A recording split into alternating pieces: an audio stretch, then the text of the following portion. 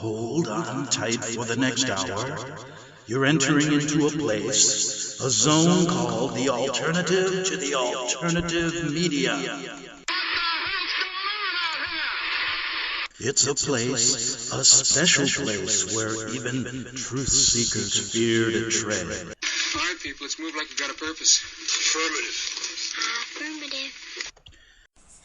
Okay, boys and girls, ladies and gentlemen, all of you people out there who are prepared to declare your sex as stated on your birth certificate and not change it, welcome to the Investigative Journals. All others, please leave the premises, because no politically correct people allowed. Isn't that weird? Greg Anthony here on the Investigative Journal on this Tuesday. Glad to have you with me here on the greatest show on earth, the greatest radio show known to man, because we talk about the Vatican-led New World Order, subjects that even the greatest of broadcasters on the left-wing CNN broadcast station and on Rush Limbaugh's EBI network refuse or are afraid to talk about because it would dent their pocketbooks. Yes, it would. They'd be broke. And they can't have that. They have to lie to you from either the point of view of the left or the point of view of the right. And maybe even in their own minds, they think they're really giving you the whole story, but they're not. They're playing what's called the Hegelian dialectic with you. And I've talked about that many times on my show. Again, Greg Anthony here on the Investigative Journal. The Vatican-led New World Order is right around the corner. It's right here with you as we speak today. And we're going to talk about a lot of things today. Slavery, terrorism, and Islam. Oh boy, is that a big story. Even in the United States Congress, we have the beginnings of what Peter Hammond in his book, Slavery, Terrorism, and Islam, talked about. He talked about how when the populations of Islamic countries grow in a country, they seem to want to take over. They seem to want more than the average person wants or the average religion wants, except the Vatican, of course, who wants everything, along with their creation of Islam. Have you ever caught my shows where I talk about the possibilities of the Vatican way back in the 600s creating this religion? I told you a long time ago, the Jesuits have grown a long way since then. In the 1500s, they came about. And they've done a good job in creating religions and good job in creating governments such as socialism and communism. They created, I believe, there's a good argument that states they were involved in creating guess what? The Mormon Church. Oh, you can't say that in America. My God. You're a heretic if you say that. But if you start really looking at the facts, and maybe even a couple shows that I did years ago, you'll see that there's a lot of facts that pinpoint the connection to the Jesuits and the creation of the Mormon Church. Because that's a relatively new religion, right? Then what about the Seventh-day Adventists? Where did they come from? What about the Jehovah's Witnesses? Where the hell did they come from? And I tell you, the smartest people on earth that create religions and governments are right over at Borgo Santo Spirito Cinque in Rome, none other than the Jesuits. I want to talk a little bit first, before I get into a little bit of history. I'm not going to go over shows that I did in depth on all the facts regarding the possibilities that Rome was involved in the creation of Islam and the writing of the Quran. Because, Muhammad, if you look at his background, it's kind of interesting that he came from a very wealthy Catholic family back then. And it's also interesting today that if you go to a Muslim country, you know how they're persecuting Christians, and they're persecuting Buddhists, and they're persecuting others. If you go to places like Saudi Arabia and other places where the only religion in town is Islam. But isn't it interesting, in those countries, you couldn't find a Christian church on the corner with a mosque, but right across from a big mosque, you'll find a Catholic cathedral. Now, why are they allowed there when if a Jewish synagogue was there, they'd blow it up in the first minute they wouldn't even be able to put it up. But they allow these cathedrals, these big, huge cathedrals of Catholicism there. And the reason is that could the Vatican and Rome back then have created Islam for a reason? And boy, that reason is continuing today, because as you'll see in what I'm going to talk about, you're going to see how even Hollywood uses Muslim and Marxist groups to basically spread this kind of anti-Christian, anti-Western philosophy. Because what? The globalists who are in control of your country, who are in control, I could name a country. You know what I did one day? I put all the countries in a little bowl, and I pulled them out one by one. I didn't bother with Nairobi and all those little countries. The major countries. As a favor, I put Mexico in there, because I like Mexico, and I put them in. And so I started pulling them out. And then I started looking at the leader of that country and the Jesuit connections to those leaders. And every one of them had that, including Castro at the time in Cuba. Then I pulled out who? Chavez in Venezuela. Then I pulled out the old ones like Germany, and I said, well, let's start with Hitler, connections. Let's go to the other guys, connections. Then I pulled out England, and I said, okay, what were the connections of the famous English leaders, during the time of World War II? And they also had connections. And then I pulled out the American leaders, and I said, my God, they all have connections to Rome. And then I said, well, if they have connections to Rome, and Rome has a theory that they want to create a one world order, one world government, what do you think these people want to do? Then I said, why would they do this? And I said, for the love of money. Yes, the love of money. Politicians love money, don't they? So who do they go to? Who do they run and kiss the ring? The richest organization in the world. The Vatican, and of course, their henchmen is their military arm. Just like Hitler had the SS, the Vatican has the Jesuits. And Hitler even stated in his memoirs that he created the Reich, the Third Reich, and he modeled it after the Jesuit order. And so many of his top guys were Catholics. And Himmler, Goebbels, the whole bunch of them. So there's so many connections to this, I started wondering, how come people don't know about it? And then I started thinking, my goodness, how come people don't know the really roots of Islam? How come people don't know really how the American Revolution really came down and who the founding fathers really were? How come? And I said, because it's been an orchestrated effort to hide the truth and to rewrite history of every angle known to man. And we all grow up with this. When you're in history class, you'll always hear this. To the winner go the spoils. And so the winners, they write history, right? So don't you think the winners are going to distort it to favor them so they always win? Trump likes to say, we win, win, win. But is he really winning by telling you the truth? No, because he's a Vatican stooge himself. And I've said it many times, and I can show you today why I think that. And we're going to use first, before we get into slavery, terrorism, Islam, all these anti-Semitic statements that are coming out of Congress today, the Democratic Party being nothing but the Democratic Socialist Party, similar to what happened in Germany. And you're hearing it right from the podiums of these congressmen that are coming in now, these young congressmen. And it's really a telling sign of what's to come in the future. Because if you know what they're going to do in the future, a one world government, one world order, you'll understand why globalists control our government. They control the education. And my dogs agree totally with that. And only they can allow Islam to be taught in our schools. And that's what's happening. We don't even know that. But it is happening. There are schools here in this country funded by our taxpayer money that are teaching what they tell you is moderate Islam, but is really radical Islam. And how do I know that?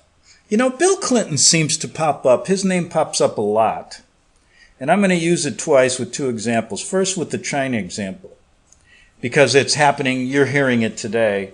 And in about 3 or 4 weeks, you're going to see all of your little trinkets like TV sets, clothes, shoes, everything's going to go up a little higher because there's this trade war now going on between Trump and China that I'm sure you heard about. Well, let's go back to how China got there. It was through William Jefferson Clinton in 1999 when he ushered in China into the World Trade Organization with glowing terms.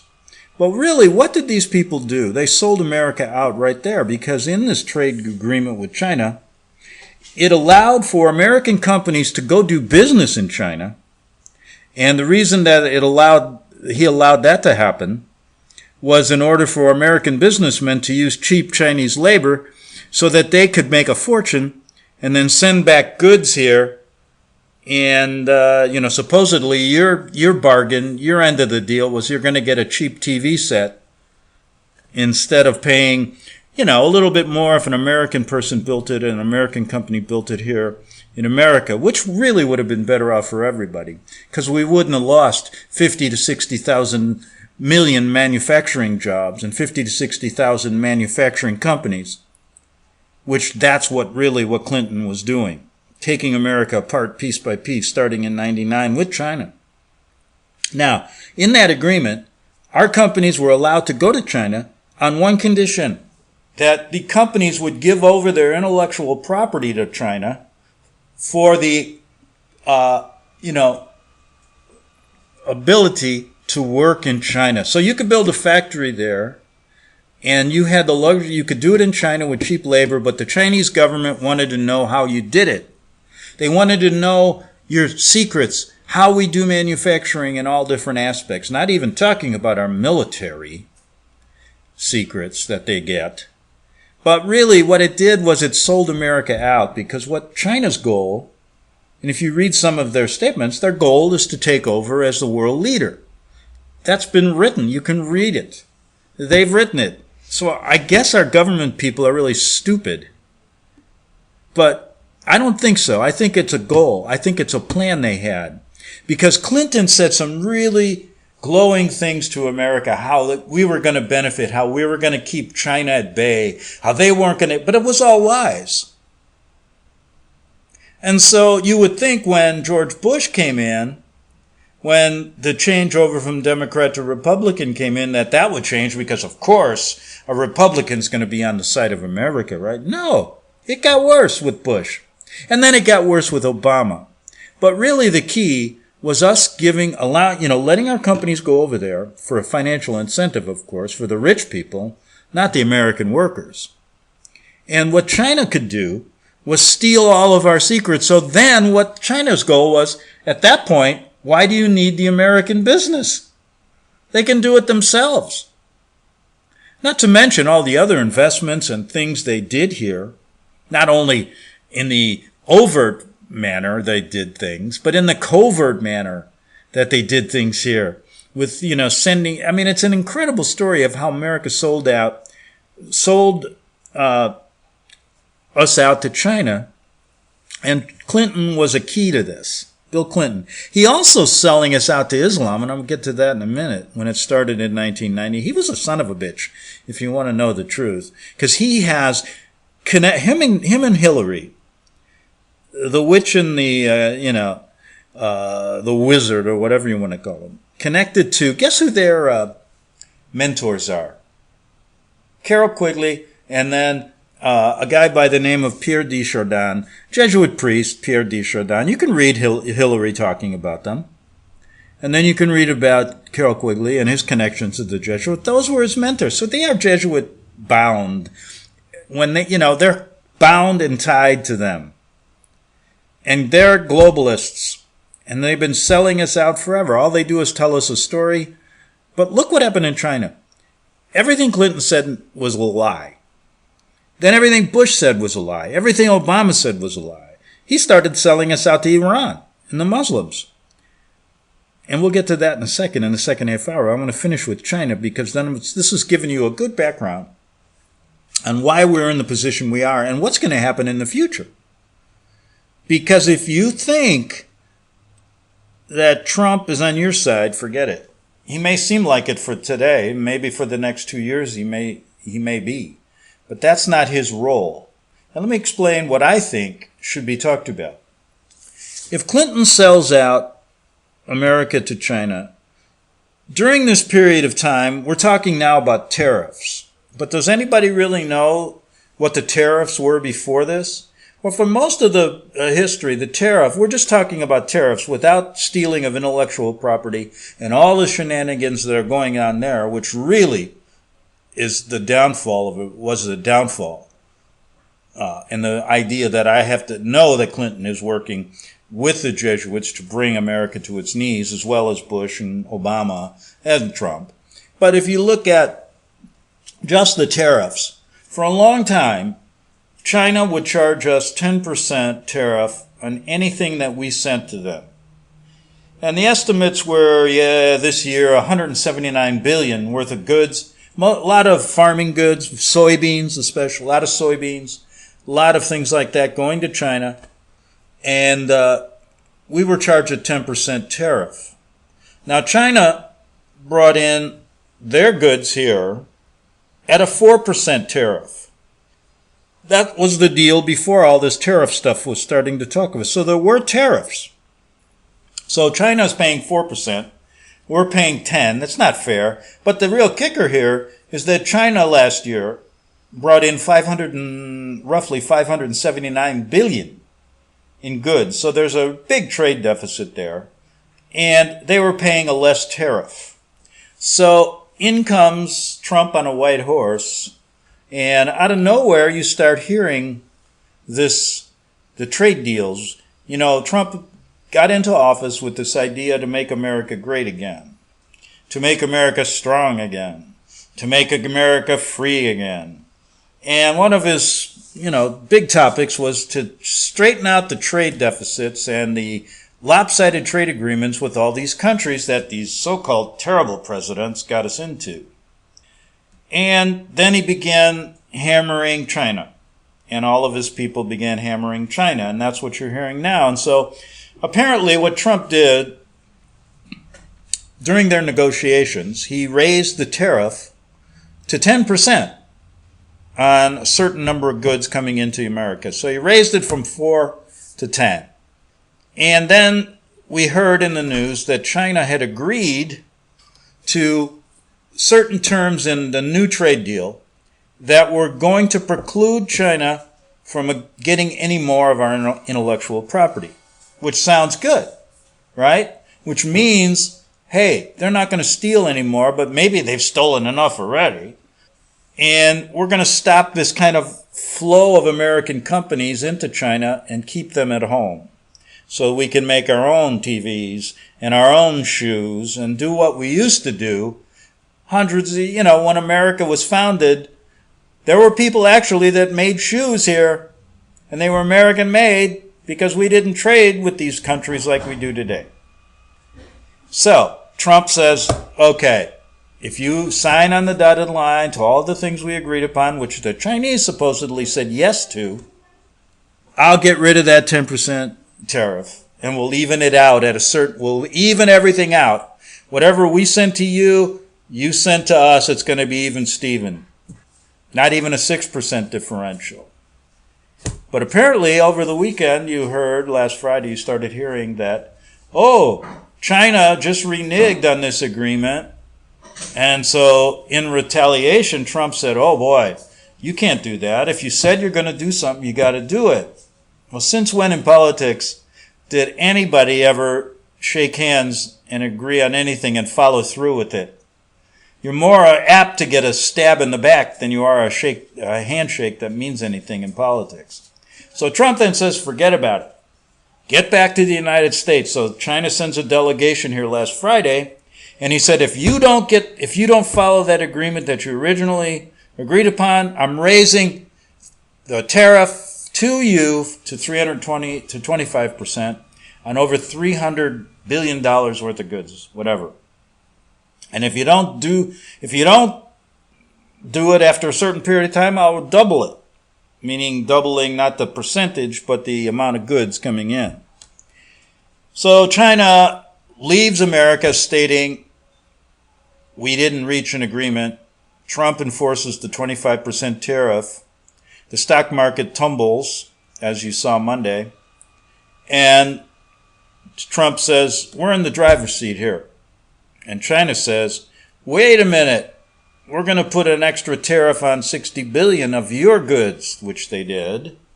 And then just today, they stated that, it was America that reneged on the agreement, not China, because China always keeps its word. Confucius say, China lies. Confucius say, America lies. So they're both lying. Because in the end, it's going to benefit the global world. And they could give a damn about you and me and anybody else if your TV costs more or whatever happens. So the deal is, that's where we sit now. Now, Trump looks like the man on the white horse, saving America. And if you look at it from a practical point of view and you have no idea how the global world really works, you'd say, yeah, that means more American companies. Okay, we're going to pay a little bit more, but that's going to incentivize Americans to come back and build here. Bullshit. These rich people, they don't want to build here because American labor is too expensive. They want to go to Vietnam and make their shoes. They want to go to China because they can get people working for 10 cents an hour instead of $20 an hour. And the big part of manufacturing is employee wages, right? That's why they're pushing for robots, a robotized world, so they don't have to pay anybody.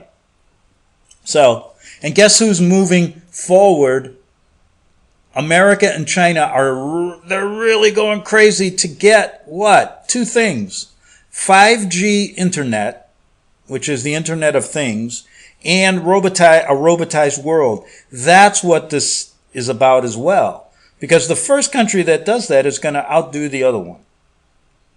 And, so Trump steps in and says, no way. We're standing strong here. And in 3 weeks, when the first shipment comes from China, you're going to see a raise in prices because really what happens is all they do is jack up the prices to the consumer to make up for the tariff, right? But is that really all that's going on? Is that really all behind why Trump is doing this? Ask yourself, if Clinton, Bush, Obama, and now Trump, each, with a different party, 2 Democrats, 2 Republicans, why would Trump do this? I don't think he's doing it because he's the white knight saving America. I'm going to tell you why I think he's doing it in the next half hour. And it ain't a pretty picture. Because alongside of his real agenda, which we're going to put out, I think, as another possibility, since that's all we hear these days, because as George Orwell, if you ever read 1984, what part of his book was this, that the world will, remember when he was talking about how language would be distorted, how fake news would come into play, how basically words are going to be used to change, lies are going to be replacing the truth, black is white, white is black. That's the Orwellian world you live in today. So you can't believe any of them. Even the man who says he's going to make America great again. It may make you feel good and go home and go to sleep at night. It does me sometimes. I go, oh well, he's going to make America great again. Good night. I'll see you in the morning. But really, when you wake up, you know you're waking up in this bozo world they created. Back in 3 minutes on the Investigative Journal. The book of Revelation says, the spirit of prophecy is the testimony of Jesus Christ. This is at the very heart of FirstAmendmentRadio.com. In that spirit, we have created the Prophecy Reality News app. for all of your mobile devices. Streaming First Amendment Radio 24 hours a day, 7 days a week. Available for your Apple, Android device, and smartphone absolutely free. Get the Prophecy Reality News app installed today so you can listen to First Amendment Radio wherever you are. The Prophecy Reality News app. Get it now.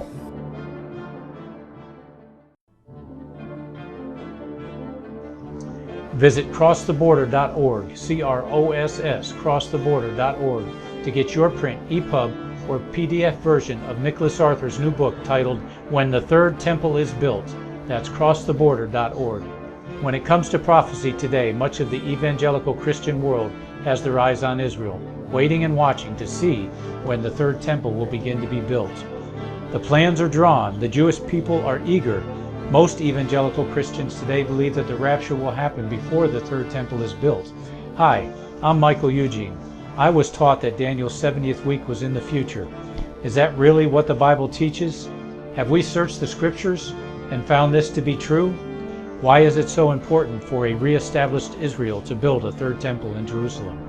Is it necessary to build a temple on the same location already occupied by the Dome of the Rock?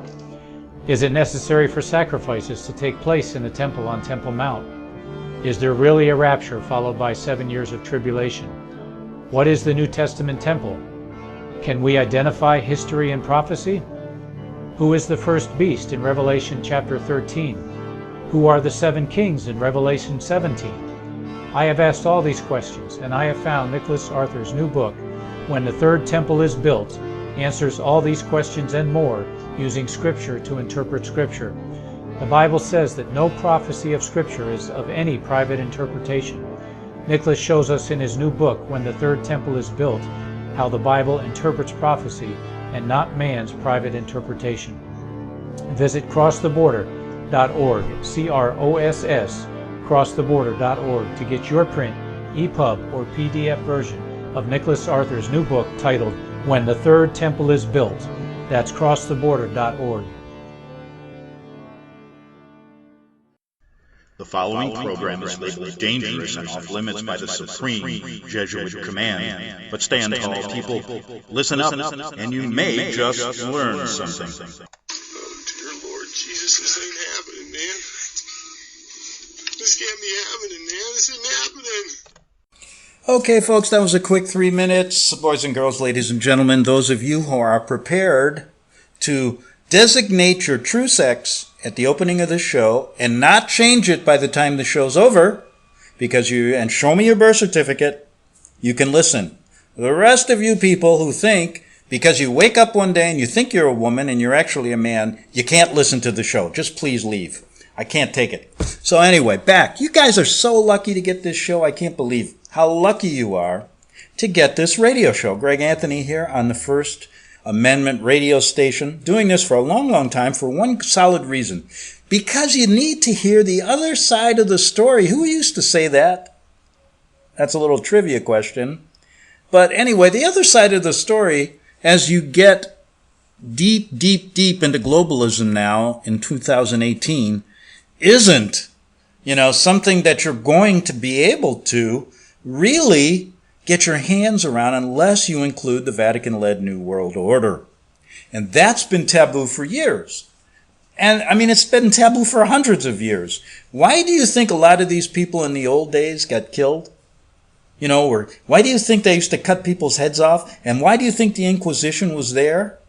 Because they were telling the truth about Rome. And one of the truths that no one ever talks about is Rome never changes. Get it into your head. They didn't just basically after World War II or whenever say, we're going to turn over a new leaf and be really good priests. No. They're not. Look, it's not really even a religion. And neither is Islam. And that's why they have a lot of similarities. And when you do a real study of both religions, they really seem similar. They come about things in a different way. But man, there's so many similarities, I start thinking, wow, could they have created this? Of course. But no one can say that because that's hate speech now. And that's exactly what George Orwell said in 1984, what would happen. And we're living it right now. But everybody thinks that this show is overboard. We're going on theories here. We're going on conspiracy theories. But a lot of this stuff you can find. A lot of the facts that I'm talking about, you can find. Of course, when you're dealing with secret organizations, you're not going to know everything. Nobody knows everything. And even if you go into a trial on a case where you think you got all the evidence, you still don't have it all. So try to figure out, when you talk about these things I've just mentioned about China, use just a little bit of common sense. And then start looking at things from just a little different angle. And the angle I get it is that China, this thing with China just didn't happen. This has been a plan. Because somebody once said to me, how did it happen so fast? Well, it really did happen fast, and you can thank Bill Clinton for starting it. And now Donald Trump is seemingly wanting to end it. But is he going to end it? I don't think that's his motive. I think his motive is to move things even faster between America and China, bringing it to a head so that there is a conflict. Now, China is pretty damn strong right now. They've got a lot of things that probably we don't even know about. And you put them together with Russia and Islam, and if all of these groups decided to get rid of America, we would be hit on about 3 or 4 fronts and would be unable to say victory. That's really already been talked about and discussed if this would happen.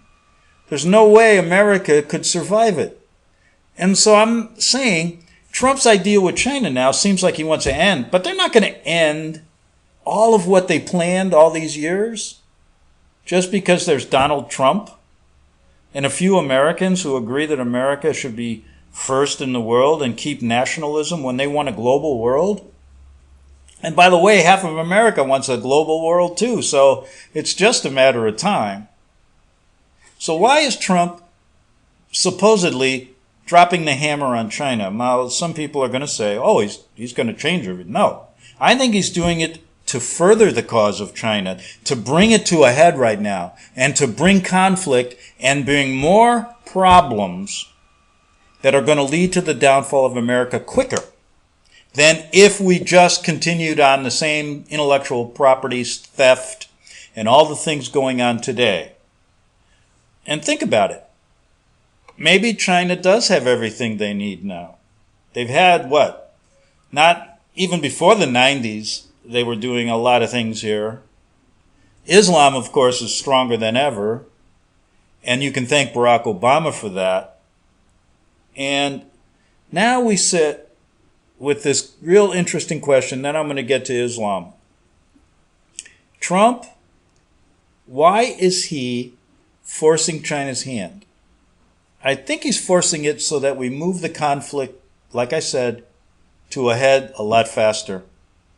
And we understand that their government of choice is closer to, and I'm talking about the Vatican Jesuit and also the globalist government of choice, is much closer to the communist form and the socialist form than it is to the Republic of America and the Constitution of the United States, who, by the way, they despise and used to get to where they are today. That brings us to Islam, like I talked about. We have now this Chinese problem. We also have this Russian problem, right, in Venezuela. And also we always have Russia playing a game, so they're sitting there building up their military. So we got China, Russia strategically now sitting around. We got America seemingly at the top of its game, right? Remember the Great Depression? And who benefited from that when the stock market just dropped? It was a few rich people. And maybe that's what they're doing today. And when it drops, who gets hurt? Okay. Maybe a lot of the money has already left America. That's another thing you got to look at. But anyway, so we're talking about this kind of Chinese, this Russian element. You know they always side against us, right? No matter what. Except for the Antarctica Treaty. which everybody agrees on because there is no Antarctica as they tell us. And that gets us into another subject of how they've lied to us even about the earth we live on. But I'll leave that for another day. I'll leave that for a day you can really call me crazy. And I'll enjoy that. So here's the deal. When we look at Islam, we look at it, I think, through rose-colored glasses here in America. And we look at it from a point of view that Islam is this religion that has a few radicals in it. And if we get rid of them, we're okay. And we can allow Islam to grow and grow and grow because they're a peaceful organization. They're not. They're not peaceful. They'll never be a peaceful organization. And Islam at its roots is a radical organization. And I'm going to explain why. Let's first put it into context. Before going back a little ways, let's put it into context. If you in America now, you got a small percentage of Muslims here, and some of them are now crying out that they're being, everybody's a racist, etc., against Muslims. We don't like Muslims because they blew up the World Trade Center, etc. But in a sense, if America was fighting Islam, which we are, radical Islam is supposedly what America's fighting. Going back to Clinton in the 90s, why would we allow a man by the name of Fethullah Gulen to live here? Now, for those of you who don't know who he is, you've not listened to my shows, and shame on you, because his name just came up recently, within the last couple of years, regarding the coup in Turkey. Remember when Erdogan, the president there, was almost killed in that coup, and then he came back, and we had that conflict going on in a very important country, which I call, it's kind of like the firewall between Muslim nations and the West. And Turkey has always been a more democratic Muslim country, so to speak. And we've relied on it, many times. We have a big, huge military base there. But there was a guy named Fethullah Gulen who was a radical Islamist years ago, going back now to the 70s and the 80s, who was spreading radical Islam all over Europe. Now, I know Americans don't get news from Europe and are very ignorant of what goes on there. And that's displayed by the ignorance going on now with the border problems, that we already saw what happened in Europe, and we're letting the same thing happen here. There was a guy named Gulen. And who was this guy? I learned about him through stories I did there, people I interviewed. And he was spreading radical Islam at a time when nobody in America was talking about it. And there were a few people in Europe, although there were people in Turkey and people in many European countries who understood what this man was all about. And what he was a radical Islamist who would go into countries and pretend he was a moderate, and then he would incite the spread of Islam, the spread of radicalism through supposed moderate Muslim schools. And he did it as what he called a holy man, an imam, one of the top imams. But he had connections to some of the biggest radical groups in Islam, spreading terror and spreading this kind of changeover that you're even seeing in Europe now. When you go to certain countries after this big influx of migrants, where Muslims have set up their own communities within countries like Sweden, Norway, France, Italy, where the police don't even go in there, they don't subscribe to the country's laws, and they're basically called no-go zones where they practice Sharia law. Sharia law is pretty violent, and it doesn't allow anybody to really function unless you belong to Islam. That's what they predict for the whole world if you read what they tell you in their own books, that the world has been set up for Allah, okay? And if you don't follow Allah, it's okay to kill you. Well, what did the Vatican say when they were killing all the Christians? The same thing. If you don't follow the Pope, you're going to get your head cut off. So they have similarities there. That's pretty obvious. So we have Gulen spreading all this in Europe. And about 1990, again, William Jefferson Clinton the Jesuit stooge comes into play. Things were getting pretty hot in Europe for Fethullah Gulen, especially in his home country of Turkey. So guess what? Bill Clinton allowed Fethullah Gulen to come to the United States. He's still here, living like a king in the Pocono Mountains in a mansion. And from the 90s till today, he's been billed as a moderate Muslim. Same what he was billed at in Europe. So is he? No. Is he being protected? Yes. And let me explain. So Gulen sets up his operation here, and he's now getting somewhere in the vicinity of $200 million in taxpayer money every year to create these Islamic schools that are supposedly places of moderate Islamic worship. But do you believe that? With his history in Europe and even his history in his own country of Turkey? No. Clinton, working with the Jesuits, have allowed Gulen to spread radical Islam in your own country, and you're paying for it. Okay, fast forward to Donald Trump and the coup in Turkey just recently. Guess what the president of Turkey said after he came back and was almost killed? He said to Trump, and this you even heard it on the news, not much, but you heard it. He said, "Turn over Gulen to me, because Gulen is a traitor. He was trying to destroy this country with radical Islam, and I will turn over one of your American prisoners, or two of them." He told that to Trump. This was only a year and a half, 2 years, when this coup took place. Guess what happened? Nothing. You heard about it in the news, and that was it. It went away in a couple days. Trump didn't turn him over, and if Trump is talking a big game to fight Islam, to stop the Iranian deal that Obama got us into when he gave Iran $150 billion in cash on an airplane, like drug dealers do, and that was okay, and now Trump says he wants to stop Islam, he would have turned over Gulen like that. Why wouldn't he? If it was only Obama, only Bush, only Clinton.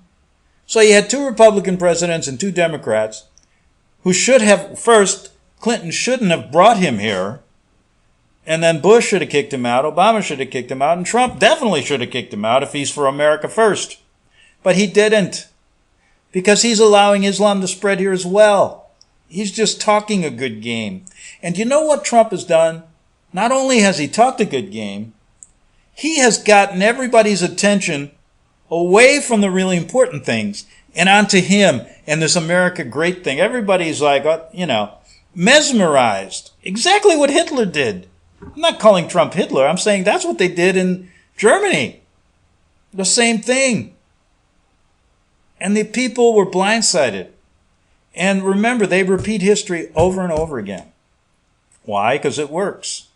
It's kind of like a baseball team or a football team. If you got a play that works and nobody can stop you, keep using it. That's what my football coach used to say. Run left sprint 42. And if you score a touchdown on it most every time, run it again. Run it again. They can't stop us, and that's the way they are. So that's my point of why these presidents, no matter who they are globalists, all working together. And I think I've given you 2 or 3 good examples so that you could only get here on this show. That's why you're so lucky to be listening to it. So lucky, because you're going to go away thinking, there's another alternative here that we haven't talked about. And that's why my show has been called The Alternative to the Alternative News. Yep, we go even one step farther, or maybe 2 steps on a good day. So anyway, with a little bit of time I have left, the 2 things you should be really thinking about are 3, the real story of China and how China is going to basically be a big player in this global shift. The second one is Islam and where it's going, and how radical Islam is already in America, and how Islam really works. And I recommend, we've done this on this show before, to understand this, go get a book by Dr. Peter Hammond. It's called Slavery, Terrorism, and Islam, the historical roots and contemporary threat It's fascinating. It's well illustrated and thoroughly documented response to the relentless anti-Christian propaganda that has been generated, like I said, by Muslim Marxist groups and by Hollywood filmmakers even. And as Karl Marx said, which was a Jesuit creation, by the way, communism and socialism, the first battlefield is the rewriting of history. Did you ever hear that? Yes. That was said. And who do you think's rewriting it? Remember we did a whole show on what was the book? Mein Kampf by Hitler. And how it was probably, there's a lot of information that a Jesuit priest named Father Stampfel actually wrote that book. Now, this book by Hammond sets the record straight with chapters that explain everything about Islam and how, as countries grow, as their population grow, how Islam basically tightens the noose on everybody else. And we'll get into the specifics. I think it's worth doing again tomorrow.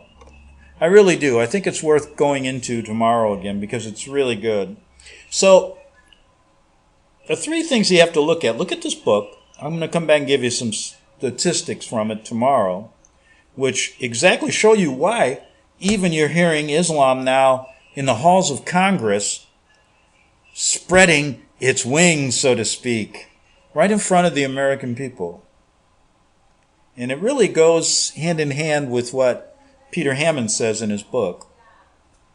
So we got China you got to look into. You got Islam here and the real reason behind Islam. And I've given you some examples why. And the third one you really have to know is the historical roots of the American Revolution. So we're covering everything. The roots of your country. And as Karl Marx said, the first battlefield is the rewriting of history. And I believe there's a good case to be made that the American Revolution, the whole story, has not been told. And we've discussed it here many times. A good starting point is where I always start, and that is a man by the name of Lorenzo Ricci, who was the Jesuit general during that period of time. And his story is so fascinating regarding when the Vatican supposedly opened their arms up to the Jesuits again, how they got rid of the Jesuits on the surface, and then how that coincided with what was going on in the American Revolution, and somehow how to get France and England to fight against one another to create this country, and why it was created. And one of the great books that was misplaced, there's a book written who discussed a man by the name of Charles Thomson. Now, Charles Thomson was considered the man of truth he was the scribe, the one who, they didn't have, they had to write down everything from the meetings of the constitutional conventions and all this stuff. And Charles Thomson was the man behind the scenes who knew everything. And his statements about, after he retired and went to his home to retire, his statements about why this country was really formed were cryptic, but yet telling.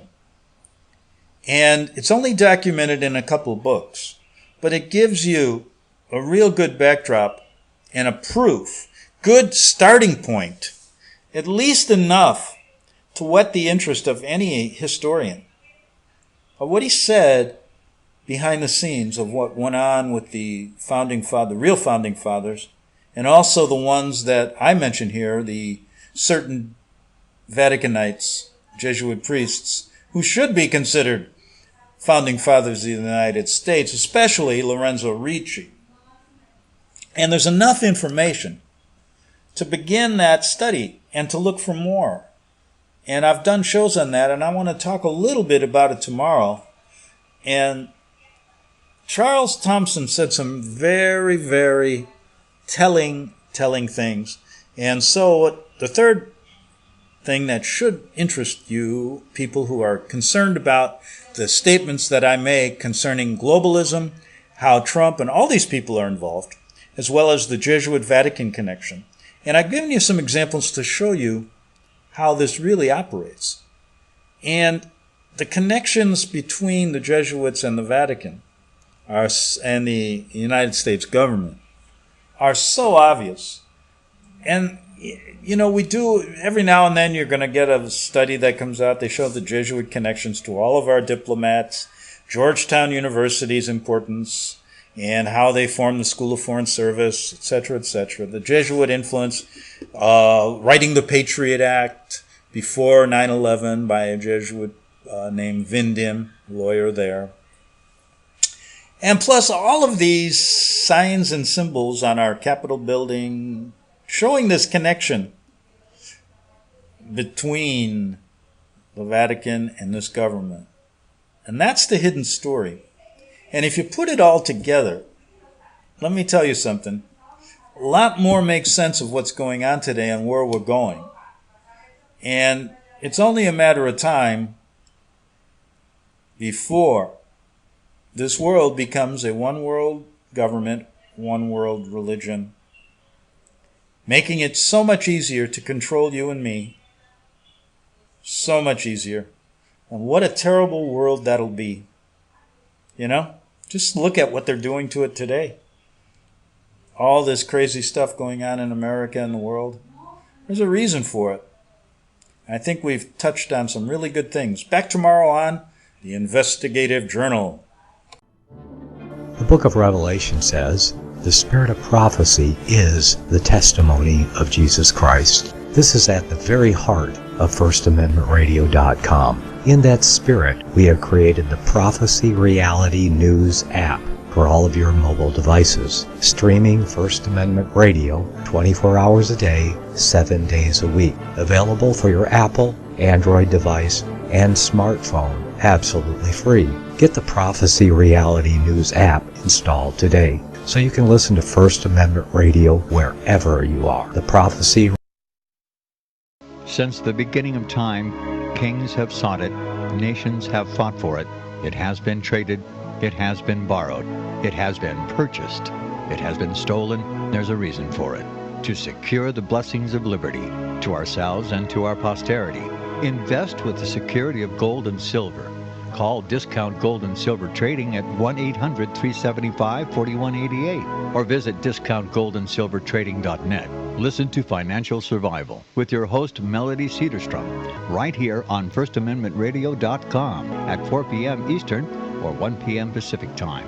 Visit discountgoldandsilvertrading.net or call Discount Gold and Silver Trading at 1-800-375-4188. Toll free 1-800-375-4188.